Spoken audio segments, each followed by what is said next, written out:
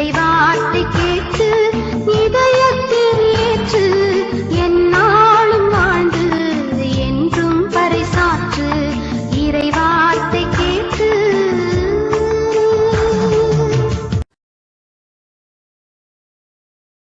இயேசு கிறிஸ்துவுக்கு பிரியமான சகோதர சகோதரிகளே, ஆண்டவராகிய இயேசு கிறிஸ்துவின் திருப்பெயரிலே உங்கள் அனைவருக்கும் நல்வாழ்த்துக்கள். வாய்ஸ் ஆஃப் காட், கடவுளுடைய குரலில் ஆண்டவர் நம்மோடு பேச விரும்புகிறார். இந்த திருவிவிலியத்தில் இருக்கிற எல்லா வார்த்தையும் ஆண்டவர் நம்மோடு பேசுகின்ற வார்த்தை, நம் காதலை சொல்லுகிற வார்த்தை.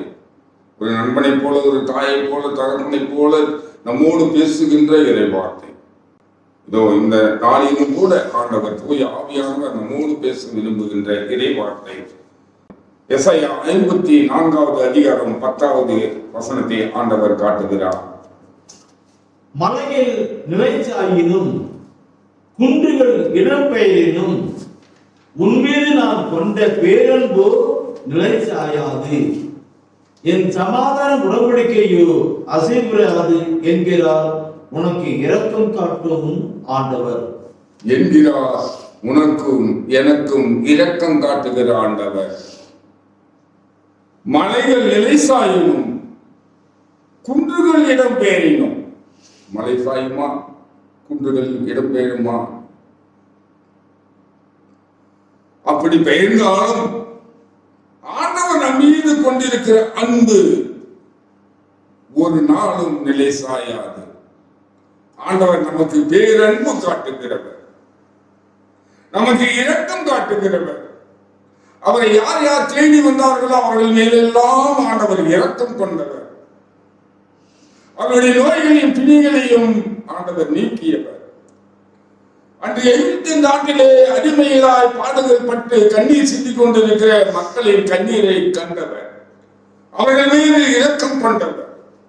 அவர்களை விடுவிக்க ஆண்டவர் மோசேயை அனுப்பி அவர்கள் வழியாக ஆண்டவர் அவர்களை விடுவித்தவர். பாலும் தேனும் பொழியும் காணான் தேசத்துக்கு அழைத்து சென்றவர். நம் ஒவ்வொரு மேலும் இரக்கம் காட்டுகிறவர். பாவிகளுக்காகவே விண்ணுலகில் இருந்து மன்னதும் இறங்கி வந்த ஆண்டவர். பாவிகளை நேசிக்கிறவர், பாவிகள் மேல் இரக்கம் கொள்கிறவர்.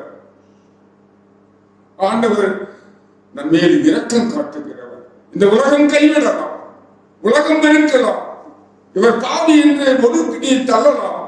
ஆனால் பாவிகளே நேசிக்கிற ஆண்டவர்.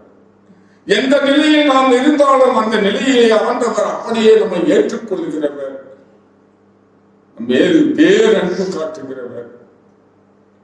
இந்த நாளிலே மலைகள் நிலைசாயினும் குன்றுகள் நிலம் பேரினும் நான் உண்மையில் கொண்ட அன்பு ஒரு மேலும் பற்றாது என்று நம் ஒருவரை பார்த்து, என்னையும் உங்களையும் பார்த்து ஆண்டவர் கூறுகிறார்.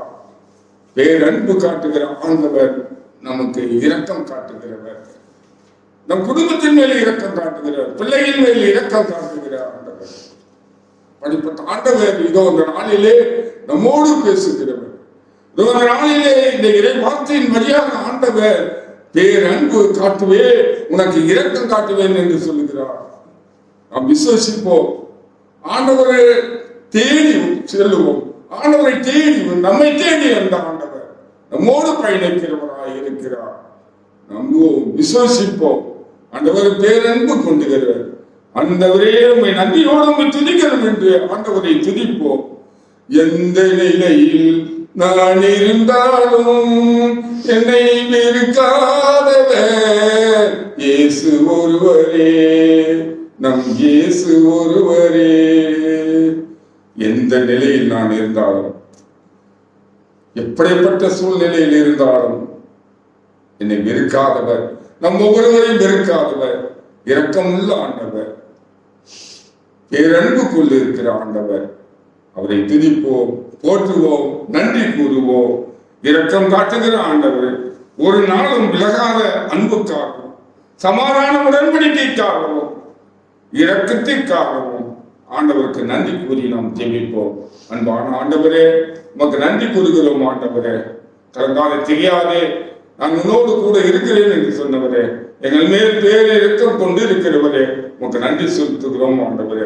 இருக்கின்ற நிலையிலே, இருக்கின்ற சூழ்நிலையை அப்படியே நாங்கள் உங்கள் கரங்களிலே ஒப்புக் கொடுக்கிறோம் ஆண்டவரே.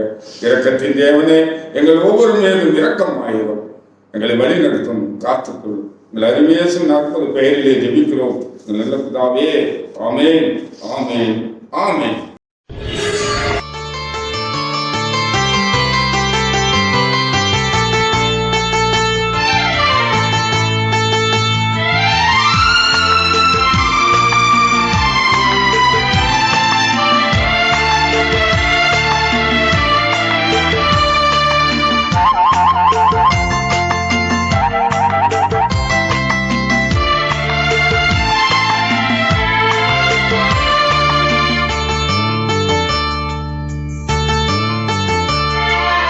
இறைவார்த்தை கேட்டு